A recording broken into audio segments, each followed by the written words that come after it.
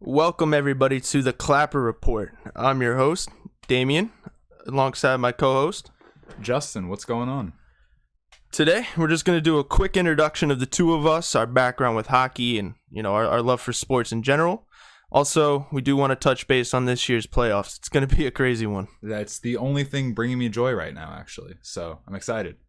All right, guys, stay tuned.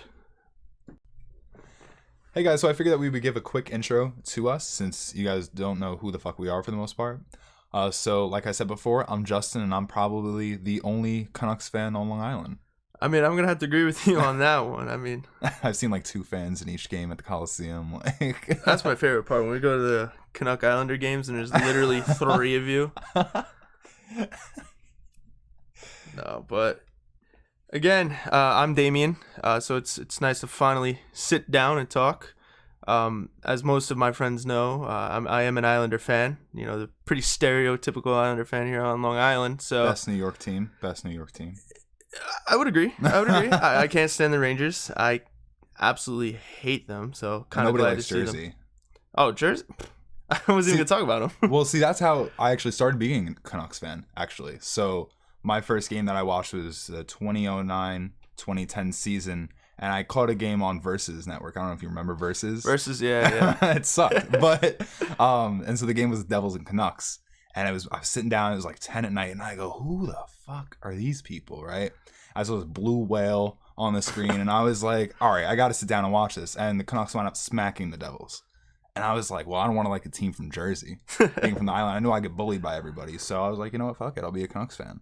Well, that's the way. Probably the weirdest way as well. But yeah, I mean, for sure. I mean, and I was born into being an Islander fan, so I didn't really have much of a choice. Sat here in misery for how many years now, watching them just barely get anywhere. Literally, kind of still in misery. But, yeah. But they're crawling their way up. Yeah, I mean, last season was promising. I mean, this year... Especially without Tavares. Listen. That wasn't a dig. I'm just saying they surpassed expectations. No, for sure. I mean, Matty B over there. He started carrying skating around. Yeah, started carrying the team on his back while he was skating around the ice. Yeah, no, he did. But yeah, I mean, two of us, we've been talking for quite some time now about starting something. I know we're also pretty big gamers. We play a lot of. Play a lot of Xbox all the time. A lot of Overwatch. A lot of Overwatch, Call of Duty. Shout out to Overwatch. Shout out. So we've always had these ideas and these late night talks while we're playing and drinking about starting something, Yeah, and then quarantine happened. Happened. Sports stopped, and our lives stopped, except we kept working throughout the whole thing. But I know, out of all of our friend group, it was literally just me and you who were working the entire time. Oh, literally, yeah. Yeah, Dennis eventually got on the wave of working from home, but working from home with his shirt off, just blasting Lil Baby. Yeah. No, so we've always had this idea, especially I have this whole setup in my room because I wanted to get into some type of streaming. So I'm finally glad to be sitting down and actually recording something to put it out there. So I'm glad it's with you though. I'm glad we're getting it done. That's so sweet. It's actually a lot easier. I mean, I thought this entire process would be a lot harder. Like even setting up all the accounts, like for finding a way to upload podcasts was actually a lot simpler than at least what I thought it to be. Oh, I mean, definitely. And I mean, like I just remember I would listen to a few podcasts and they've spoken about like Anchor, for instance, and just like how simple it is to start a podcast. You know what I mean? And I mean, yeah, it's literally like that. Yeah, I mean, it's crazy because I thought it was like this entire process that we're gonna have to go through, and I didn't even really know where to start. I mean, honestly, the hardest part was getting the logo. It was actually narrowing down which one we wanted to go with. We got like 8 prototypes, and we're like, which one works better? Which colors work better? But send out polls between our friends. Oh, and the name. The name was the name was the hardest part. We had, I think it was 19 or 20 names. Yeah, and that was all off the head, off the dome, just picking random names that came up to mind. Yeah, and then we started searching up the 20 names and found out that probably about 18 out of the 20 belong to an already. They were either A, stupid, or B, already taken. Yeah. And it made me realize how little I know about hockey podcasts, even though I listen to them quite frequently. But not gonna lie, I don't know if we should say this, but my favorite would have been Two Guys, One Puck. Well, Which somebody I'm get pretty that. sure it's like a TSN like spinoff or something. Yeah, I think that's one. My favorite was probably Two Man Advantage, which I think that's a TSN spinoff or a Sportsnet or something like that. But when you put that one down, I was like, oh my god, that's it. That That's was the it. one. Yeah, no, it looked really good. I was like, Yeah. that looks good on paper. No, Yeah. but I mean the Clapper Report. I love the name. I think it's good. It has its nice twist to it, No, definitely. and I love the way the logos came out. They look pretty good. Yeah, I'm definitely a fan of it. Yeah. So I figured I would start us off with some positivity. All right. You know, talking about the 3 teams that we hate the most. Well, that'll be easy. Yeah, so I mean, the 3 teams that I hate the most are probably the Oilers, the Flames. Honestly, the Bruins still. I hold a grudge from 2011. Even though I was a year or two into watching hockey, I still hate their guts. Yeah, I mean, they don't really crack into my top 3, but the Bruins are for sure not anywhere near my. I don't think they're in anyone's top 3 favorite teams. I think they're like the best antagonists in hockey. Oh yeah, like, in for general, sure. You know, I mean, definitely not on anybody's favorites. That's for sure. But oh, man, first number 1 on the list, Rangers, without a doubt. Rangers. I can't stand them. that's a shocker. I want to be inclusive here, but I can't stand their fans either. I mean, what? No. You know who I can't stand? Who? Sidney Crosby. Oh, So the Pens are easily number 2. see, that's a hot take for me. I don't know. I mean, so in his like earlier career, I could see that because he was a bitch. He's a bitch. I mean, he still he complained about everything, but he always complained. Yeah. You know, and probably like I don't know, maybe like 6-7 years in, all his injuries humbled him up, and now he's just like he's still one of the best players. But that's what I feel like makes him so easy to hate. Well, yeah. I mean, it's easy to hate success. You know? I mean, I can't. Number 3. Although we'll go back to Sydney real quick. Number 3 on my list is the Capitals, only because Alex Ovechkin. That's understandable. But going back to the Penguins here, Going back to kidney. going back to Sydney, I don't know what it is. I think it's just their jerseys, just the way, just everything about the Pittsburgh Penguins. Yeah. See, I didn't like those. It just irks me. Yeah, I didn't like those black and like Gold dirt gold ones. Yeah, I like the ones that they have now, the black and yellow. Yeah, no, those look a lot better. They definitely drew inspiration from Wiz Khalifa. It's not like they had those jerseys in the 80s or 90s or anything. Yeah. I don't know. Yeah, those. Yeah, I hate those teams. All right. Well, I mean, we didn't talk about the Capitals. I didn't get to touch on that. Well, you just said Ovechkin, and that's Ovechkin I can't stand. Talking about hating on success, he's a highly successful man. Yeah, I mean, how many Rocket Richards he got? Like 7, 8 or something like that. The guy's insane. He is insane. I'll admit he could that. beat Gretzky's record for goals. You know, probably if not. If he were to be healthy, probably not. Well, and then also you got to think too, like this pandemic. I mean, not that it probably hurt him too hard, but who knows what the future holds, especially. Well, exactly. It's kind of like when everyone was like, "Oh, what if Yager never went to the KHL? Would he have been the best player ever?" And it's like, all right, relax, simmer down, like. But yeah, the Capitals, man, no, never. TJ Oshie, plus Tom Wilson. Oh my god, I almost forgot about him. Yeah, did you see Pasta's tweet? No, I didn't. Pasta tweeted out a couple days ago how Tom Wilson is the best goal scorer in the league. Okay. Your eyes got like what? Yeah, he then said it was part of a bet.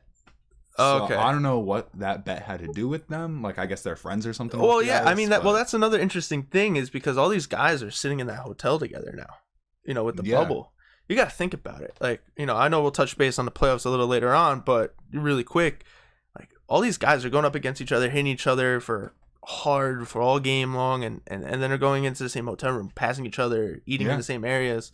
Yeah. I mean, I'm sure they're busy 90% of the day, but there's definitely going to be that time where all these rivals are sitting down next to each other. Oh, I mean, definitely. I mean, I haven't really seen the whole Toronto situation, but I've seen that at least in Edmonton, they were separated by floor. So like for instance, Edmonton first floor, or like Calgary second floor, like all that kind of thing. And it's like they're separated by floor, but then they have a whole outside center like by the street where they all eat, they're like catered to and everything. Yeah. It's wild. Yeah, no, it's wild to see, and I mean, there definitely has to be a couple awkward elevator rides throughout that hotel room. Oh, definitely. I mean, hell, I wouldn't even want to ride with my team. I don't think I want to be in an elevator, honestly, for like 6 months after this is all over. Oh, like not from now, after this is over. No, like, no. After a vaccine, I don't want to be caught on like a cruiser. Not that I've ever been on a cruise, but I wouldn't want to go on a cruise. I wouldn't want to go in an elevator. I'm still nervous about concerts, honestly. I mean, yeah, post-COVID life is definitely gonna be, an interesting one, especially with tight spaces like elevators and things like that. So I definitely see where you're coming from on that. Yeah, I don't know. Especially we love concerts. Oh yeah, I mean, another thing about us is we're both into yelling music. We like to spin in circles and punch Hit the air. People. Get into fights occasionally. Tear our shoulders and you've torn your shoulder. Bloody eyes and nose. Yeah, those are all you. I'm starting to realize that that's true. Out of all of our friends that do like this type of music and go to the shows, they go in unscathed. Yeah. I come out bloody nose, broken eye sockets, broken shoulders. Well, I mean, because I'm like huge, or like not like width wise, but so nobody will like come up to me or anything. But like that one at the Vane show in fucking Philly. Well, also, I feel like I kind of put myself in this situation. Well, yeah, you're kind of a dick. You kind of crowd kill a little bit. A little bit. But probably confusing about 90% of the people listening. But. Yeah, right. 'Cause we're acting pretty calm. So actually, on my way here, I was screaming. Like, I was straining my vocal cords. Oh, yeah. I mean, on the way to my 9 to 6, that's all that's on. It's an escape. Yeah. Besides hockey. Oh, yeah, for sure.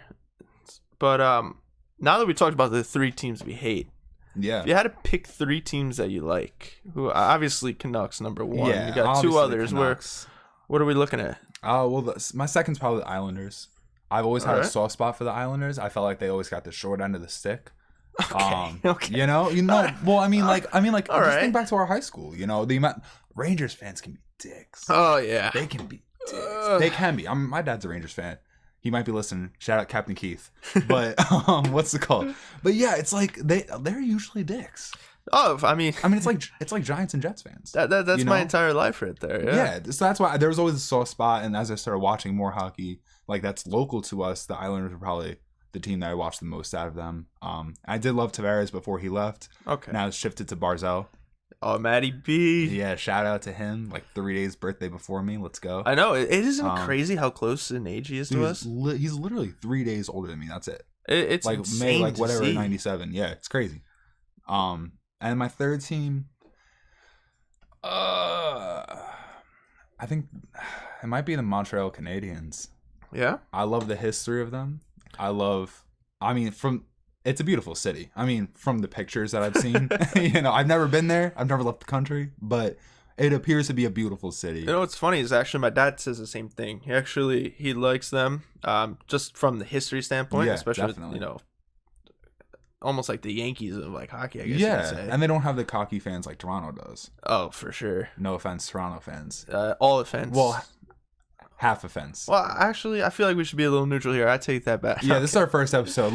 I love everybody. Actually, I love all 32 teams. All Ranger fans, Leafs fans, Boston fans. They already tuned out, and we're done to them. Except Edmonton and Calgary. Yeah, you guys. It's whatever. You guys can be chill, I guess. What about you? What are the top 3 teams for you? Well, obviously Islanders again. I don't know. I don't really like follow any other team like closely like I do with them. I mean, I would say the Sharks. That's definitely a good alternative team for me that I like to keep up with and see. A lot of star players. A lot of star players like Joe Thornton, Brett Burns, like they're all like Eric Carlson. Yeah, he had a down year, but I mean, he is still, honestly to me, he's still one of the best defensemen. Even their jerseys, like yeah, you're gonna notice with me, at least with the other teams, is like I base it upon jerseys. As being a young kid playing NHL, I was like, NHL who has the NHL 04? Who has the cool jersey? If you would have asked me probably about like 5 to 6 years ago, who was my number 2 team, I would probably say the Hurricanes up until last season. After that, after that run in, But no, again, the Sharks. I like them. I like their jerseys. I like the way they look. That nice like teal blue. I was gonna say I like the really pale teal jersey. Yeah. Pale teal jerseys with the white stripes. I like that. I think they're from the late '90s. I think those jerseys. I'm talking about those ones. Those ones are pretty cool. Yeah, I mean even their active one, the teal. I like that. Like I don't want to say a different color because it's obviously not. It's storied now, but it's like it's a nice look to it. And then number 3. Again with jerseys, I'm gonna have to pick the Ducks. I like their old, the Mighty Duck jerseys. I had one of those, although it was falling apart, but that's another one of my favorite jerseys. So I'm gonna have to pick them for number 3. As my West Coast bias, you pick 2 teams that they're in my division that I want to clap every time I see them. I don't hate them, but no, I don't mind the Sharks actually. It's the Ducks for me. The Ducks because they took so Ryan Kessler when he got traded from Vancouver to Anaheim, and he basically forced Mike Gillis's hand, or was it Jim Benning at the time? I don't know. It was like 2014, and he said, "I want to be traded to 2 teams. I forgot the other team, and then Anaheim. Make it happen, or else I won't play." Oh man, Canucks got nothing for him, and he's since rekindled it and everything, But I still hold a grudge, even though it doesn't have to do with the Ducks at all. Oh, I mean that's a good reason to hate them, I guess. I hate everybody. True. Well, I guess that kind of brings us to our next topic. Uh-oh. So, again, post-COVID life, or I guess during. I shouldn't say post. We're pretty much in the meat of it right now. I feel like. New York, we're doing well. Yeah, well, I guess that's why I said what I said. I'll knock on my head, yeah. At least here in New York, we're staying safe. The numbers seem to look pretty good, and life, as different as it is, it feels like it's kind of getting back to some type of normalcy. When people were saying new normal, I didn't know what that meant. But, now I'm kind of getting it. It's like everybody's in the routine. You get your mask out of your car, you go into the store like 7-Eleven or something, Yeah, I don't know. And I mean, I'm used to it now. Yeah, you're used to it now, and where I work, we sell masks, we sell hand sanitizer. So I know, I know well and true that everybody is ordering them. You can rest assured that we are sending them out. People are being safe. People are being safe, but but now the playoffs. Yeah, mid COVID life. I like the way they set it up though, especially with the bubble. I mean, watching the MLB and what's going on with them, only a week in, it's like... Was it even a week? I thought it was like... It was a couple games in, like 3-4 days in, and you're already seeing the early signs of trouble. It was the Marlins, right? At 15 cases? It was the Marlins first, and there's a couple other teams. I don't know exactly what team it was. I could be making this up, but maybe Philly, if I'm not mistaken.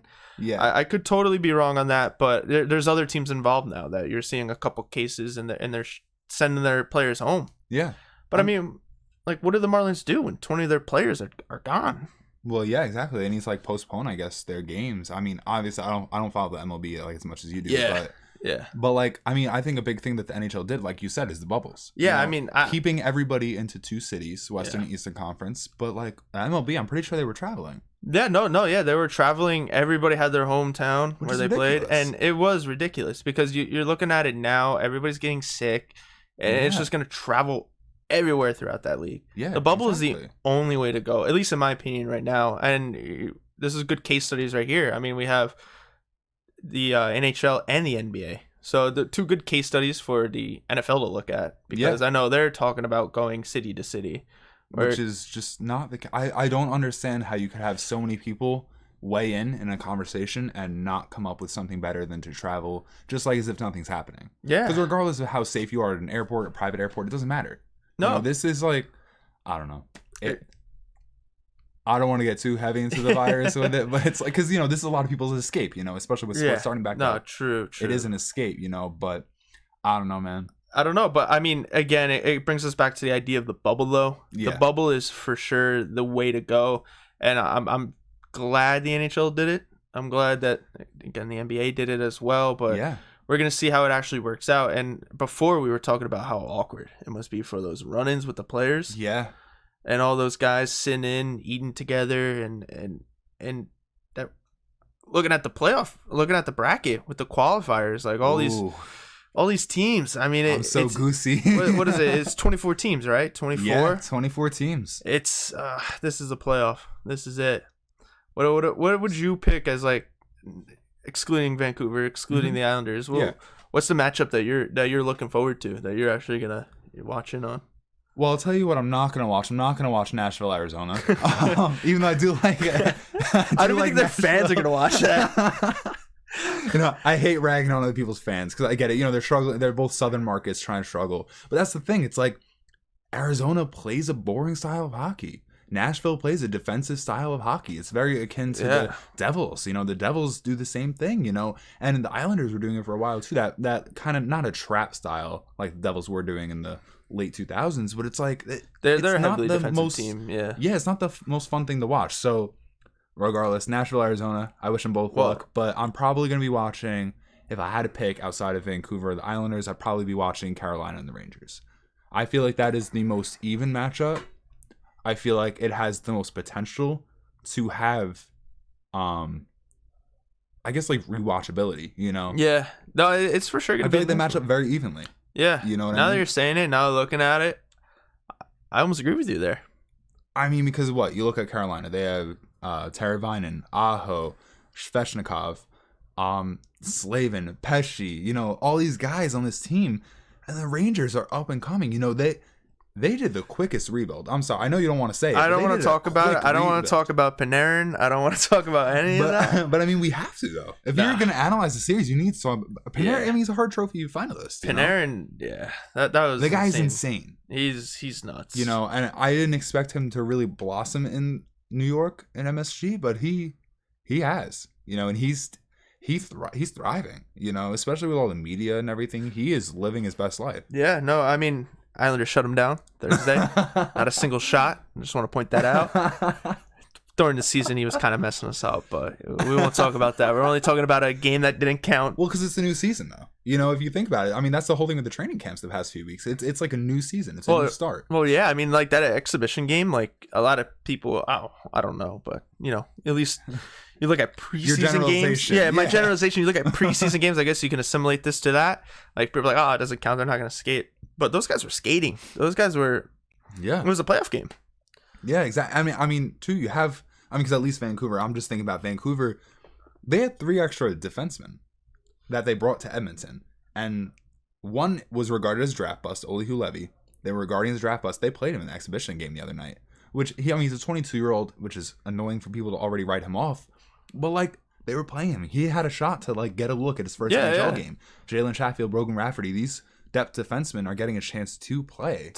See some. So it's also a tryout. You know what I mean? I know. Look at it as a look or a tryout. So this is definitely like a new start. Yeah, no, I'm for sure. The Islanders came in with a couple of extra defensemen rather than forward, so I know they were trying to figure out a couple things on the bottom of the lines there. So that was interesting. Vancouver seemingly enough doing the same thing, giving some people some ice time that typically don't. So those exhibition games, those are guys trying to prove their points. So it was actually fun to watch. Yeah. I actually, quick funny story. I actually couldn't watch it. So the Islanders game? Yeah, I couldn't. Oh, perfect. So my family is moving towards streaming. We're deciding to cut the cable, as people like to say, and we're cutting down on our cable costs and buying all these streaming services. Expensive, especially here. Oh yeah, especially out here. When we only have Cablevision out here. Yeah, shout out Long Island, Brookhaven. You guys got to figure it out. Get BIOS. Get something. Get something out here. But so we cut MSG. Without my knowledge, we cut MSG Network. Oh wow! I almost just I choked on my drink. That's crazy. Yeah, so I actually got in my car and drove around and used the NHL app to listen to the radio broadcast. Wait, why didn't you just stay in your room and listen to it? Well, because I wanted the full effect of listening to it on the radio. Well, you should have just done an Uber thing and just driven people around. No, I'm not even joking. I drove around. I actually missed the first period. I listened to the second and partial of the third before I eventually gave up on my road trip there. But it sounded intense. I watched the highlights afterward, and they were skating. Yeah. So I'm excited to see it. I mean, well, another thing about playoffs, I know we want to talk about breakdown of each series, but at least for the Islanders, at least the fans, I like to think in my head at least that we pride ourselves on being like that energetic team that has the crowd behind them at home. Yeah, like, I mean, I've gone to plenty of Islanders games, and that section, I forgot what the number is of them, but like with the huge drum. Islanders Twitter will kill me if I don't know this, but you don't have to say exactly no. You know what? I'll just say yeah, section 101.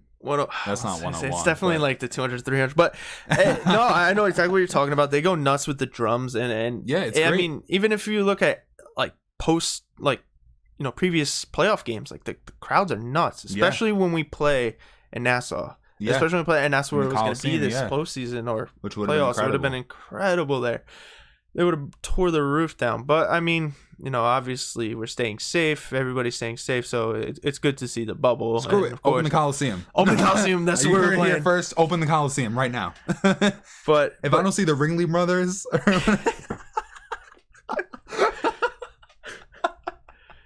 But I mean, you have to wonder how it's going to affect these types of teams. Yeah. I mean, you're the right. Islanders are a team that energy of the Coliseum, or the energy the fans gave, especially in the postseason. Or that playoffs. thrive off of fan interaction. Yeah, exactly. I mean, because I watched the first 2 periods of Vancouver game, because obviously out here, it started at 10:30 p.m. our time, so it was like 12, and I work 8 to 4, so it's difficult for me to always catch the full game unless it like really matters. So like the playoffs, I will be watching all like the whole games and everything, but I watched the first 2 periods. Killed it the first period, which I was hyped about, even though they were down 1-0, but then they just shit the bed. Second period, I was like, great, awesome. But it was crazy because I think I even texted you about it, that they were implementing like crowd noises after like a good save. Not even a good save, just even a general save. And it was like wild. I was like, okay, it sounds like a real game. It sounded like a real game, or did it sound like out of place? Was it like a mediocre save and they have the crowd screaming out of it was proportion? like NHL 20. Yeah. Oh, no. When it's like, when he just makes a simple pad save. Yeah, or just a simple like, he shoots it in his chest. He's like, oh my God, a miraculous save. And it's like, all right, relax. I could do that. Okay. But I mean, yeah, even though if you look around the arena, it's like, it looks like an empty 6v6 EASHL game. Oh, yeah, I like the background. I know you didn't like the image at first. I don't. I honestly still don't like it. Really? I thought it was pretty cool. I mean, obviously it's not the same, but I mean, you got to do something. You could be the MLB with cutouts of the fans. I think that is the most ridiculous thing I think I've ever seen. You know what? I respect it. The cutouts? Yeah. Are you serious? Why not? You know what? Screw it. You know what? I honestly rather that than have those huge LED screens or whatever that we don't even see on the broadcast. You know what I mean? You know what it kind of reminds me of, though? You've seen the movie Dodgeball. Oh, it's not what I thought you were going to say. Oh, no, the movie Dodgeball, where they have like with Will Ferrell, right? With Will Ferrell, yeah, they have like the whole like bracket behind them and everything. Oh, yeah. It kind of reminds me of that. Like, there's even a basketball league. I forgot the name of it, where it was like the $1 million championship or something crazy like that. It had the same exact setup. I kind of like it. I mean, for what it's worth right now. It's not bad, but I don't like it. You know what I mean? It's not bad. I don't have anything against it. Like, I'm not going to sit here and be like, oh, no, tear them down, break the screens. I don't care that much, because at the end of the day, I'm watching the players. Yeah, I'm not watching the fans, unless, you're not watching the background. Unless it's the little kids, getting the sticks thrown to them. That's always fun to watch. Or the fans that look like the coaches right behind them, like this old Senators coach. Or down in Tampa Bay, they got the green men, right? How dare you? That was Vancouver. That was Vancouver? That was Vancouver, man. The Green Men, they retired in like 20. So wait, who was it down in Tampa? I think I don't think there was anybody. Was it? I think they had something down there. It may have been like an astronaut. Besides like humid. I know I'm probably making stuff up. I don't know. I think I'm making stuff up now, but that was there's no way that was Vancouver. No, Green Men, believe me, Green Men was Vancouver, because when I found out that they had a Green Men, I was like, holy shit. Like, this is amazing. Oh, man, I just offended a lot of people there, I guess. You offended, like, me. Like 2 people on Long Island, so I'm safe here. So, I don't know if we want to get into the bracket now. Yeah, I mean... And talk about it. Yeah, for sure. So, do we want to talk about the round robins first, since these are the top teams? Like, the seeding of them 1 through 4, who we think would come out on top. All right. Want to do that first? Yeah, for sure. I mean, I want to start with the East. You want to start with the East? All right. I want to start with the East here. On top... So for if anybody doesn't know, we have Boston, Tampa Bay, Washington, and Philly. Yeah. Oh, I could tell you who's gonna be last first. Philly. Does it? Okay, I was gonna say, is it a team with an annoying mascot? Yeah, Gritty. Oh my god. No, yeah. That's for another episode, yo. Gritty gets me so. We're gonna have a whole I love the city hour episode special about. I Gritty. love the city. I mean, when I went in like October, it was great. It was amazing. It was beautiful. The people there were mad nice too. But Philly's got a great hardcore scene. No. Yes, they do. That's exactly. But shout Gritty, out Jesus Peace. Yo, shout out Jesus Peace. Shout out all the PA bands. But Gritty sucks. Yeah, Gritty's the worst. I think he's good for kids. You know, I think I'm looking at it too much in the lens of an adult. You know what I mean? As weird as it is for me to say, because I still feel 16, but Gritty's weird as hell. Yeah, and I think that I don't know, man. He's mad weird looking. He looks like he's. I don't know. Anyway. Well, so, just because of Gritty, he's number 4. Yeah. They're number 4. Yeah, Philly. Yeah, I agree. I mean, next, just looking at it, like looking at names, I guess Boston. There's no way. That's actually what I was gonna say. I think it's a hot take, but I mean, I think Boston's number 3 there. There's no way. And then it's a toss up between 1 and 2. But if I had to go with number 1, I'd say it would be Washington, Tampa Bay at number 2. It's a toss-up between the two of them. It is a toss-up. But Ovechkin, they're a deep team. They have a deep team. Yeah. But I don't know. I think Tampa Bay. I think Tampa Bay would be number 1. I think it would be very close. Like it would be like a 4-3 game or something, that would maybe be settled in overtime. But I honestly do think that Tampa would come out on top of that. I think it would be Tampa, Washington, Boston, and Philly. All right. No, interesting. And I mean, it's going to be interesting to see how the round robin really affects the bracket, especially once the qualifying rounds are in. Like you're seeing where everybody's going to lay out, and it's going to be a real interesting playoffs this season.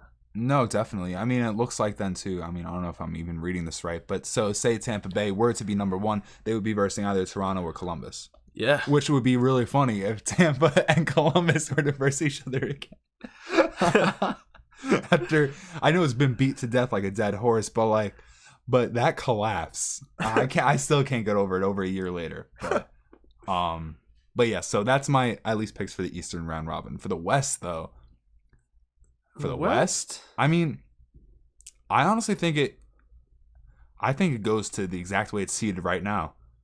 Dallas number 4, Vegas number 3, Colorado number 2, and the Blues number 1. Colorado's another team that at least as of late have been looking good, and for a team with like a history, I could almost assimilate to the Islanders, at least past recent years. Of some. I mean, they had an historically bad season before Detroit came along, but I know, but like it's. I always like it when I see a team like that starting to turn some gears and starting to seed up a little higher. So it's good to see them. I mean, I'm almost got to say the same thing, I guess, because I kind of like Vegas. I would want to see them land a little bit higher, maybe the number 2 spot or maybe the number 1. I don't really realistically see it happening. See, I can't with Vegas. I don't know. I'm not a believer. Really? Even though they made the conference finals at first, I think it's a fluke.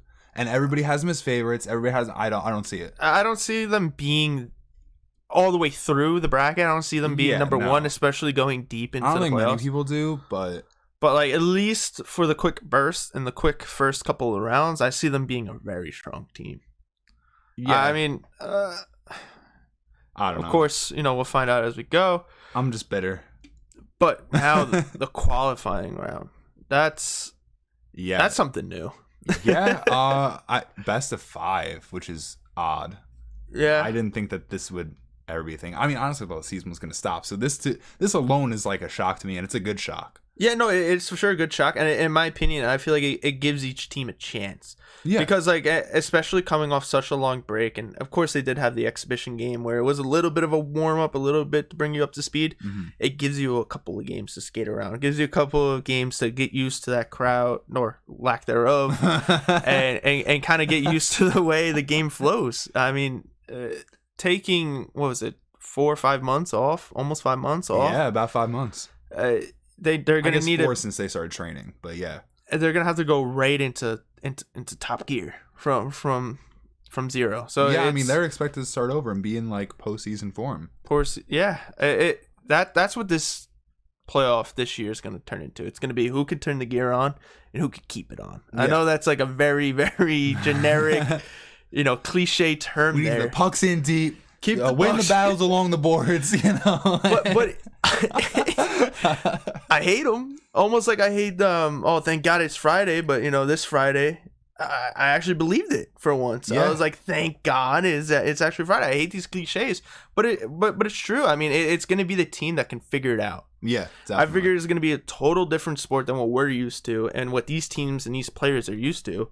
So it's going to be that team that figures out the recipe. Yeah, I mean, well, before we get into actual breakdown, do you think that there's going to be like an aspect of maybe like, I know they played the one exhibition game, but like shaking off the rust or something, because this is like, the exhibition didn't matter so much, I guess, if you want to put it in quotes, but this matters. This is the first game that matters in 5 months. There's rust. There's 100,000% some rust there. So it is going to be a game or two before I think we see like these players finally tap into that. Yeah, definitely. Tap into that upper echelon, I guess you could say, of like. That's a good word. Of gameplay. Thank you. I've been working on that one. Yeah, of course. SAT. Study for it, kids. Anyway, so, I mean, we started with the East with the round robin. You want to start with the West? Yeah, for sure. Okay, so the first thing is, first series is Calgary-Winnipeg. I'm actually kind of hyped for it, too. Yeah. I mean, as much as I hate Calgary, they are kind of entertaining to watch. No, I mean, so when it comes to the Western teams, I'm not as familiar with, of course, especially considering I realistically, for the most part, follow a lot of East Coast teams. Yeah. Or Eastern teams. So Calgary, I do know. I have seen a couple of games of them. I do expect them to be very explosive, especially out front. So I'm going to go with them. You're going to go with Calgary? I'm going to follow suit on Calgary. Yeah. How many games are you going to say out of 5? Out of 5? Well. Or, I mean, I guess, like, would they win, like, in 5 games or 4 games, I guess? Or 3, even, if they sweep. If you think I want to say 3. Possible. I want to say 3. No, you wouldn't. Are you serious? I want to say 3. Really? If there's going to be one team to do it, I mean, I think a lot of these series, going over the whole bracket here, are going to be tight series. Yeah. And so you think this is a standout then? I think this is going to be that one that stands out that they're going to assert their dominance early. But again, I mean, there's going to be that rust. So maybe Winnipeg pulls it out. Okay. But I think Calgary, if they can get it in quick, they're good. They're good. See, I was actually going to say Winnipeg. Really? I was going to say Winnipeg in 4. I think that that Winnipeg has the advantage in star power. So like the first line, second line. I think that they are stacked. I mean, they have Scheifele, Laine, Wheeler. I mean, I think they're stacked like that. And Hellebuck. I mean, oh my God, if he doesn't win the Vezina this year, if Vasilevsky wins it again, I'm going to bug out because I think that Hellebuck is definitely, better goaltender. I mean, out of the two. Definitely. Out of the two, yeah. So when I look at Calgary, I really look at the advantage in the defense. Especially Mark Giordano. Well, coming off defense Norris, wins championships. I don't know about so does putting the puck in the net. And this is the sport of putting the puck in the net. No, but yeah, I see what you're saying. Because if we look at it, then Kyle Connor. Killing it. He had 73 points in 63 games or something. Mark Scheifele, same. Blake Willett, Patrick Laine, Nikolai Ehlers. These guys they're studs. I don't know. My thing is Winnipeg. They got a lot of firepower. They do. Yeah, their defense is still like leaning on the side of newer.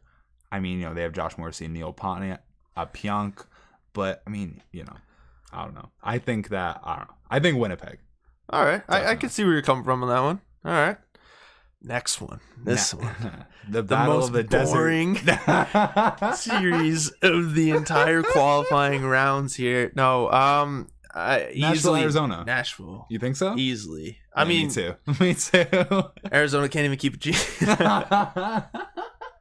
That's another topic for another day there. Yeah, honestly. We definitely got to touch base on that and that interesting story. But Without a doubt, Nashville. See, Arizona has good players, and that's the thing I don't get. They keep adding good players. I mean, they just added Taylor Hall. They got Phil Kessel, Derek Sapont. You know, they have good players, but they can never put it together. Yeah. And they haven't been able to consistently. You know what I mean? So, I don't know. Yeah, I definitely agree with Nashville. I feel like that they can finally pull something together with Matt Duchene, Ryan Johansson.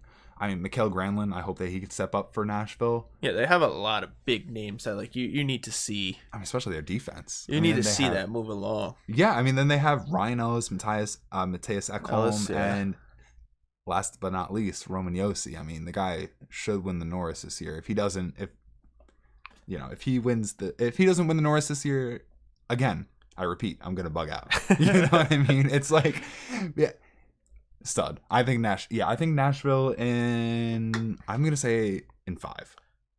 I think Arizona's gonna push them a little bit. I think it's gonna be a defensive series. You know? Yeah, I mean, it's definitely gonna be a deep one. Probably 4 or 5. Mm-hmm. I'm still gonna. Yeah, I mean, they're definitely gonna push. It's gonna be at least a couple games. Yeah. It's not going to be like that Calgary series that I'm expecting, but that's going to be a freezing cold take when Winnipeg takes it 3-0. But you'll see me on the freezing cold takes Twitter or Instagram. Have you seen that? Takes it? Imagine if Winnipeg takes it, I'll be on freezing cold takes. No, so next. This one, a lot of people are like saying that Edmonton is going to shit on Chicago. Easily. What? Yeah. I don't think so. I mean, you have, I don't want to suck him harder than he already has been, but you have Connor McJesus. Well, okay. He deserves it. I mean, he does. I mean, the best player in the game right now. Easily. So, I mean, you got to give them an edge just based upon him alone. What else do they have? I don't know. Do you have any stats on them real quick that we could take a look at? Yeah, I mean, all right. So if you guys, all right. So basically, the setup that we're using right now on my Chromebook, like that's like a touchscreen right now. It's a bad touchscreen. It's not bad. You're a good laptop, but what's it called? I have like a million tabs set up for each of the playoff teams and everything. Well, I think we want to take a Joe Rogan kind of step towards it. I'm just gonna call you Jamie from on here on out and be like, Jamie, can you pull the stats up on them? See, I don't listen to Joe Rogan. Oh, so well, I all my friends who do, they'll be like, I get what you're saying. Yeah, Jimmy, can you pull the stats up real quick? All right, well, I'm Jimmy, and I'm pulling up the stats that Ligon and Connor, and I guess Nugent Hopkins, they're the only things that they got. I mean, Tyler Ennis. I mean, Tyler Ennis got 37 points in like 60 games as a second liner. He did absolutely nothing. Second liner. I remember him being some type of decent guy and 37 points. He's decent. I mean, listen. I mean, so here's my thing. They've surpassed expectations from what everyone thought they were gonna do. I mean, Ethan Bear took a huge step up as a rookie. Mm-hmm. Took a huge step up. Darnell Nurse, Oscar Klefbom, both great young defensemen. Kailer Yamamoto becoming a good player too. But let's be real. I'm sorry. Mikko Koskinen cannot hold up in the playoffs. I'm going to be so real, especially against Chicago's firepower of an offense. I mean, that's Carolina. So like, yeah, they don't have huge they don't have like a guy. But they have the depth. They have like the role players, like the guys that are really good. You know what? Now that you do bring up that point, I mean that's my thing. Patrick Kane, Johnny Taves, the two of them, lockdown, great. And this is coming from somebody who dislikes Chicago. Yeah, I don't like the idea of him. Yeah, no, and Dominic Kublayek, great rookie. He got like 30 goals or was on pace for 30 goals or something like that. Like, yeah, I mean, Alex DeBrincat, like a 5'9" machine. And Duncan Keith is still killing it as much as he sucks, and I hate him. Shout out to Vancouver fans, Duncan Keith, you suck, but he's really good. You know what I mean? So I don't know. I'm gonna say Chicago in 5. To be honest, I think you sold me. I think I'm moving over. I did work in retail for 6 years. Listen, I know my way around selling people things. I think I'm moving over back to the Blackhawks here. They just look like that team. And Corey Crawford, he's fallen off a little bit, and he's had injury problems, and Robin Lehner's injured. But my thing is, Lehner, I miss you. Yo, I miss him. Yo, if there's any goaltender that I miss him. Yeah, I'll just say that. I miss you, Robin. But yeah, I don't know. So like, I feel like Koskinen and Corey Crawford at this point of their careers are pretty even. But I feel like Chicago's deep offense will take them. All right. in 5 games. You know what? They won't last. I think I'm gonna follow suit on you. You sold me. Chicago, they're in. All right, word. Then the next bracket, the Next series game, the last, I guess, qualifying round is Vancouver, Minnesota. And I think we know who I'm going to pick. It's obviously Minnesota. No, no, it's Vancouver. I feel like Vancouver in 5. Really going to the distance with them? Yeah, I think that Minnesota is a tough opponent for Vancouver just because Vancouver's weaknesses are Minnesota's strengths. Minnesota has a good decor, whereas that's Vancouver's biggest weakness, besides Quinn Hughes. I feel like you guys have good top lines on Vancouver. Oh, the top 6 is incredible. The top 6 is nuts. I could go on for years about how when they added Tyler Toffoli, when they added that solidified the top 6 as a legitimate top 6. I mean, the first line of JT Miller, who had a breakout season this year. Elias Pettersson, who's already a top 15 player in the league, top 20 player in the league. I'm going to say it right now. Okay. No, he's up there. He's up there. Dude, at least top 10 center. Top 10? Top 10 center. All right. I would say that with 100% confidence. And then Tyler Toffoli. Then you have Tanner Pearson, Bo Horvat, and Brock Besser on a second line. Yeah. I mean, their top 6 looks nuts, but then that's where the story kind of, like, I don't want to say ends, but it's not the second half. The second chapter is in. See, the log jam on the bottom 6 is the huge issue with Vancouver. I mean, and the cap crunch. The $15 million fourth line that they have. You know, like Jay Beagle, Brennan Sutter, and Louis Eriksson, who contribute basically nothing besides penalty killing. And they're spending $15 million a year on that. But that's a whole for a Canucks episode. But Michael Ferland has stepped up. He had, I don't know if you're aware, he had concussion injuries. You know, they signed him in July last year after he had a great season in Carolina. He had concussion issues. So he played 4 games this year for us. Oh, wow. Then he had an amazing training camp. And he had a great game 2 nights ago against Winnipeg in exhibition. You know, and he's effectively, at least it looks like at this point, taken the roster spot from Jake Virtanen, which, and I don't know if you know, is a pretty, like, it's annoying for me as a Jake Virtanen fan. Yeah, because I love Jacob Virtanen. But we can't talk about Vancouver without talking about Jacob Markstrom, who is like 4th in Vezina voting. It's great. Yeah. But those are Minnesota's weaknesses, you know, and I don't know. I mean, can you bring us to Minnesota real quick? I want to take a look at them because pull up the stats. Jamie, I'm gonna need you to pull up the stats here. If you keep referring to me as Jamie, I'm probably gonna change it on my license. So I know Kevin Fiala is the X factor. That's 100%. They have a lot of names, but are those names gonna show up in the series, especially right here? Even looking at their season stats, I mean, there's nothing that really like jumps right at you. The only thing that jumps at me again is their defense. I mean, they have Ryan Suter, Jared Spurgeon, Matt Zomba. I mean, Jonas Brodin's been really well too, but Matt Zomba is a better, like he's a better 2-way than he is like an offensive defenseman, you know. And then their offense is pretty lacking, you know. I mean, Eric Staal is obviously good, but he's getting really up there. Zach Parise, yeah, he's definitely getting to that same, but it's like. After, you know, the main, like the top line, they don't really have a lot. Yeah, I mean, again, in my opinion, there's a lot of names, but not a lot of production, at least looking at it. On paper. On paper. My biggest problem, besides Kevin Fiala, will probably be Marcus Foligno. He plays the bottom 6, but he plays a gritty game, you know. He hits, What the stats don't tell you. What the stats don't tell you. The guy gets in your damn face. But he can also put a goal in the net or put a puck in the net. You know what I mean? So, I don't know. No, I mean, looking at it here, I definitely see Vancouver taking it. And if they don't, then I'm going to commit Sekapoo, honestly. I would probably go 4 or 5 on them. 4 or 5 on Vancouver? 4 or 5, Vancouver. They're going to take this one. You know what? I'm going to have to repay that back when we talk about the Islanders. Well, now to the East. Now I feel a little more comfortable. Now I feel like this is... You're feeling good. These are the teams that... this is your home turf. That I don't like. Especially this first series. Islanders are winning the cup. No, this first series right here, Toronto, Columbus. We all know who I want to win. Who I want them to win. But who's actually going to win? Of course I want Columbus. Of course. Yeah. But... does it happen? I don't know. I don't think so. No, neither do I. It's not going to happen. But I mean, people said the same thing about Tampa.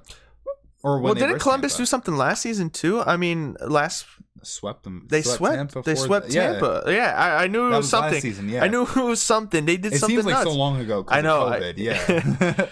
Feels like a million years ago. But yeah, I mean, if Columbus can do another upset just like last season, they'll be in my top 3 teams. They'll be number 2. I'll say screw you, Montreal. I will take. I will buy a jersey. I will buy an Elvis Merzlikins jersey. You heard it here first. If Columbus wins, if Columbus beats Toronto in the first round of the qualifiers here, I think I'll join you. I think we're both gonna buy. It might not be an Elvis jersey. It might. I think we're both buying jerseys. Yeah, I think we're both. I think we're both buying. Shake on that. I'm gonna shake on that. You couldn't hear it, but that was a shake. There was a shake. We're gonna have cameras eventually. We will. I tried to have it for this first episode. Once we get, because I'll probably buy mics soon, so that way we don't have to share a mic and share each other's saliva. Right now we have a little bit of a special rig here, all on one mic. But pretty fire. We're working with a couple other people on some other ventures, other podcasts and stuff like that. Shout out, Talks with Chepe. Shout out to Willie. Shout out. Good podcast. But we're gonna work on getting the studio, aka my bedroom, into a it's like every SoundCloud rapper is into a fully functional podcasting machine. Yeah, man. We're gonna do it. But again, Toronto, they're gonna win it. Toronto's gonna win it 3-4. I'm gonna say 4. 4. I think I feel like a lot of teams they're gonna have to knock that rust. And it's gonna be a lot of luck goals and a lot of. And that's the thing about Columbus. They're a very gritty team. I mean, Tortorella has them playing a very nosedive game. Under on him getting in trouble. With no fans. Harder. I feel like it's a lot harder because they can't have press conferences really. I mean, on ice, no fans. He's gonna be screaming. Oh, like normally what he can get away with. It, though. No, but I feel like there's a lot that he can get away with, especially with a lot of fans in a loud arena. What do you think he's gonna do? Take his shirt off or something? I'm sure he gets away with a lot. Like a lot of things get faded out because of the crowd. So over under, I don't even know what number to put there, but he's definitely going to see some type of reaction from the refs. Yeah. I say that he got a 2-minute minor for it. 2-minute minor? Yeah, I'm down for that. All right, I think that's gonna happen this series. Sick. Yeah, so I'm gonna say Toronto in 4. Toronto, their offense is just too unmatched compared to Columbus. I mean, Columbus has a better defense, but I mean, it's nothing compared to Austin Matthews, Mitch Marner, William Nylander. It's nothing. So yeah, Toronto's winning. Yeah, 4. I'm gonna say 4. Columbus, please do it. Please do it for all of us. I will buy a jersey. I promise. I'll buy 2. Hell. I know a lot of people get upset with the salty Islander fans who are still upset about our good friend John Tavares up north. That's why I refuse to mention him. I still hate him. I still can't understand his thought process in that. But next series. Let's move on quick. Yeah, Carolina and the Rangers is probably. This is gonna be a top series. Yeah, definitely. It's definitely gonna be an even. You were telling me earlier before we started recording that. Yeah, I think that this is probably the most even match. It for sure has to be. I mean, can you bring up Carolina again? I know I keep saying that, but looking at them, it's Arizona, Calgary, Carolina. Oh God, number 1 there, number 1 in points. Sebastian Aho. I mean, him right there. Talk about a breakout. Devastated the Islanders last season. I've never been so hurt in my entire life than watching those unfortunate games. I mean, they're a solid team. No, definitely. I mean, the 3 people that are on top right there is who I was talking about before. Aho, Teravainen, and Svechnikov. They are 3 potential. I mean, Svechnikov's only like 20 years old. Yeah, he's got 61 points. Can we see how old he is? I don't know. Yeah, I don't want to ruin your setup here, but yes, we can. Hold on one second, everybody. Bear with us. Yeah, 20 years old. 20. Wow. Yeah. I mean, that's 6'2", 195. I mean, you look at his stats. Looking at a player that high 61 on a team. points in 68 games. I mean, yeah, man, he killed it. These Russian boys, what are they doing? No, I mean, he's definitely going to be a stud for this team. I mean, especially he's only 20, dude. And especially in this series, just starting off, it's gonna be crazy. Yeah, I think I want them to pull it through. I'm gonna say that. Of course you do. I'm gonna say of course that. you want them to pull it I through. want them to pull it through. I think they, unlike the last series, I think they can. I think they can do it. I think the Rangers definitely have a lot of firepower. I mean, Panarin again, he's ridiculous. But I mean, Zibanejad too. Zibanejad, I mean, man, I gotta respect him. I didn't think he. Everyone was like, all the Rangers fans that we know were like, oh, he's gonna pull into a number one center. I was like, yeah, all right, whatever. He's the second line center, dude. He is like, he's surpassed my expectations. He's grown into such a good player. You know what I mean? I mean, look at that. Yeah, 75 points. I mean, granted, he's playing with Panarin, who had 95 points, but like, and Tony DeAngelo. Tony DeAngelo. I mean, the guy's, had some questionable off ice things, including supporting somebody, but yeah. But I mean, 53 points in what, like, probably, I don't even know. It's like 60 something games. I mean, for a defenseman, and is he a rookie? No, he's not a rookie. I think this is second or third year. But like, that's crazy. Yeah, Capo. I mean, they have a team. They have a team. They do have a team. They have a team. It's gonna be a good series. I'm gonna give the edge to the Rangers as much as it pains me. As much as it pains me, I'm gonna give the edge to them. Okay. Just like the last series, though. I mean, it's gonna be close. It's gonna be hot. It's gonna be. Yeah, I feel like it could go either way. It's gonna go the distance. It's gonna go 5 for sure. Yeah. Oh yeah, definitely. I'm gonna say that Carolina in 5 without a doubt. Carolina in 5. Yeah. Carolina in 5. I'm gonna give. This feels disgusting. I'm gonna give the Rangers the edge in 5.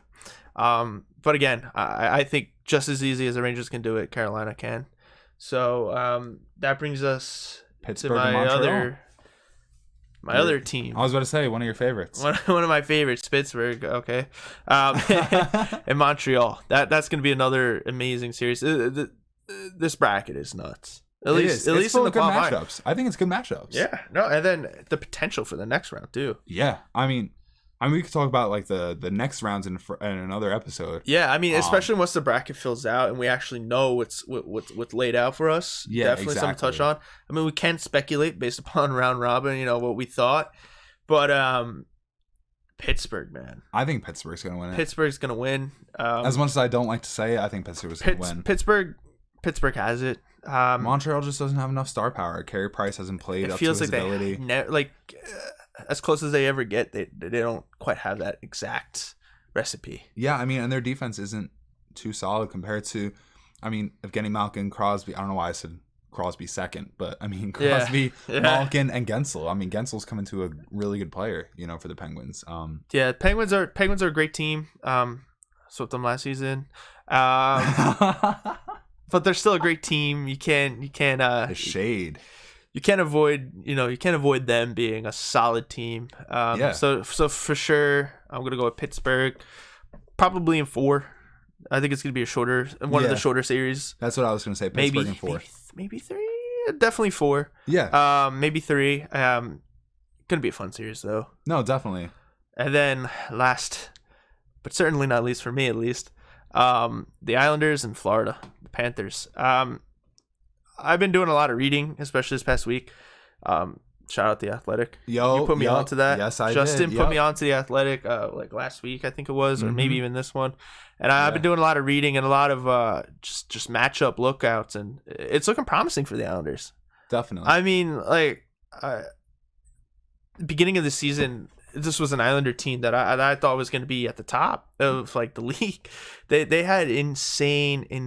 Like, I forgot what that win record was, or at least point record. Correct me if I'm wrong, because like 18 or something. I'm definitely wrong, but it looked good. It looked good, and they kind of fell off towards the end of the season. Yeah, the Islanders definitely spilled for a while, but that's why this break was perfect. This break gave them a lot of injuries back, gave them a good steam. I think they knocked some, if not all, the rust off with that series with the Rangers. It was gritty. It was fast. They looked good out there. So I think the Islanders, and I don't want to be cocky, but I want to say 3. You want to say 3? Back-to-back years, I think they're going to sweep in that first round. Although technically qualifiers, but well, you're not alone. I mean, 13% of people polled believe the Islanders will win in 3 games. This is off of Dom Lucentishin off The Athletic. I don't know. We'll get that one day. NHL qualifying round preview. Islanders for Panthers. 52.6% Islanders, 47.4% Panthers. Yeah, I mean, it looks close, but like the Islanders have an incredible depth. I mean, as far as like role players, I mean, there's not one guy besides I guess you could say Matt or Barzell, I guess we should say, that really stands out as like that star power. They definitely need that top line, goal scorer with him. Oh, definitely. But I think the Islanders have it, and I want to be cocky for them and say that they're going to get in 3. See, my biggest thing is, how does JP Pageau, how does he fare? I mean, because he didn't really play too much. Well, yeah, I think it was like 6 or 7 games. I think it was 6 or 7 games, and they lost every game. They had a couple overtime points, but yeah. He played well. Or he played like somewhat well. His second game, he got into a fight for them. So he already has my heart. Well, then speaking of fights, I was going to say the fourth line of the Islanders. Yeah. That fourth line sucks to play against. I can only imagine. What is it? Cal Clutterbuck, Zizekas, and somebody else. Is it Martin on there? Matt Martin, yes. Yeah, yes, Martin on yeah. So, I mean, it's... They are gritty. It's a line. And that's what I'm saying. Like, each player on that team kind of... And I know this is Trott's like mentality is like pulling the rope. Like every single one of them is pulling that rope, and they're definitely a good gritty team all in. So I feel like, and this is my bias towards the Islanders. I feel 100,000%. I'm definitely pissing some people off. They have that grit, and they have that sleeper pick mentality to them. I think a lot of people are sleeping on the potential that they do have. Yeah. I mean, of course, they don't have that explosive firepower. Well, I mean, that's like a lot of teams they're have. A deep team. I mean, they're a strong team, and like I was saying before, they play a defensive game. Or that more they defensive like to mentality. Control the puck. Yeah, They like to control the pace of the game, and their breakout. If they can control the pace, if they can get those good breakouts, they're pretty solid with that. Yeah, get the pucks in deep. Battles on the boards. Battles on the boards. If they get that puck in there, the Islanders. I'm gonna say 3. I'm gonna say 5. 5. Yeah, I'm gonna say Islanders 5. I think that. Yeah, I don't know. I feel like that there's something to be said about Huberdeau, Barkov, Ekblad. I think that they're no slouches. I think that they have the potential. I mean, yeah, I don't know. I'm gonna say 5. All right. I feel like, yeah. I mean, I feel like Florida. The more hockey I can watch, the better I feel. That's although my heart might not survive. Imagine they all went to overtime. Imagine Game 5 overtime. My heart would not survive that. I'm warning everybody now. You'll just be you on the podcast. But it's gonna be fun. Yeah, I'm excited. This entire bracket, like this entire season, maybe it's because we went 5 months without it. Maybe it's because there was no sports in general, and we're just thirsty for any type of entertainment in the sports world. I've never been more excited for a Stanley Cup playoff. Yeah, definitely. So I think that leaves us with one more question. At least for this episode right now. So there was something that I actually literally just read like right before my way here. All right. And, this is a surprise to me. So yeah, I just threw it on you. So I read that the NHL soundboard guys, they accepted the sound recording of boos. Oh my God. Yeah. So do you think that when Bettman presents the cup, if he does, I'm assuming he will they pump out boos to keep with the tradition? If they... Let me pull it up. Hold on. There's... So I'm so dead ass, too. That's the... They have to. So this is from Tierney, and he says he's listening to Wyshynski on ESPN Daily. He said that the NHL accepted recordings of boos from fans, and that Bettman understands that this might be used when he presents the cup. No and way. That's amazing. That is perfect. What do you think of that? To happen. You like that? I want to. I remember making a joke about that too. It's like, what are they going to do? They have to do that. I literally saw on the way. I was like, you know what? That matches up with the notes. We need to talk about that real quick. That's perfect. That's perfect. I love the idea of that. I mean, it would give the comedic undertone to what they need. I feel like they need to embrace his Darth Vader esque. Yeah, and I mean, I feel like he's embraced it too. I mean, he's always like, he definitely has a smirk whenever he's bringing it out. You know what? And I gotta say, as much as the flack that he gets, it goes back to the bubble, and I obviously it's not just a him decision. Yeah. But I really do appreciate a lot of things that he does for the league, I mean, with the bubbles. And honestly, trying to preserve hocky in the South, trying to cultivate it and trying to make it grow. I mean, these expansion teams too, which I know we're going to, next episode, I think we are going to talk about the Kraken. Yeah. Because that's no, cool. Seattle 32. Seattle 32. And you didn't hear Kraken. It's Seattle 32. No, we're definitely going to talk about we're gonna that talk and about the the Kraken. expansion, what they're doing. I mean, it's definitely bringing a lot of kids to the league, or interest to the league and growing. No, definitely. So, I mean, a few of our friends are talking about following the Kraken, and yeah. So I don't know. So as much as we've given him flack, he definitely does do. I do respect him. I do respect him. I do. It's just a good tradition to have. It's kind of like ham on Christmas. Well, then we want to talk about tradition. What actual tradition would be the handshake? Yeah. At the end of the series, like, what's gonna happen with that? I mean, I feel like that they'll still do it. Yeah, I mean, because I think they're testing. If you think about it, especially considering every in a day. bubble, yeah, they're testing it. I think it's every day or every 2 days or something. I mean, if you look at it, they started the exhibition games with them like arm in arm to stand against racism in hockey. Yeah, and, no, they are. And just in general. Yeah, no, they are talking about. They are like testing. I remember reading something that they have like face recognition things that they're using to test.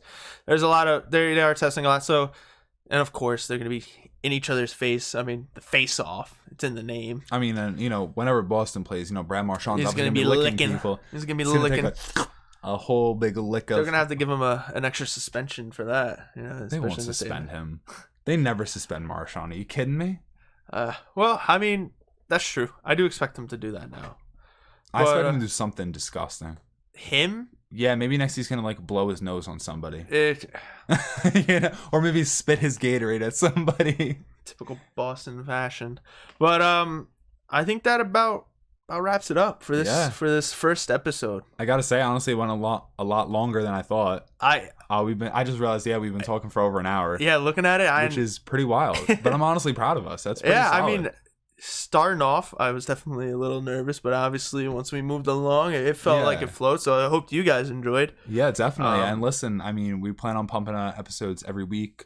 We're probably gonna be recording one after to set out as soon as we can after this one. And we're excited. I mean, hockey starts tomorrow, the playoffs or qualifying round. We're right here. We're right here. The home stretch. So you guys will probably, I guess, maybe we'll figure out when we're posting it. We're definitely going to be posting on our socials. We did launch our Instagram. We did launch a Twitter. I do believe the Instagram is just Clapper Report, right? The Clapper Report. Oh, so it's at the Clapper Report. At the Clapper Report, and then Twitter is Clapper Report, and Twitter is just Clapper Report, and that's CLAPPEREPORT.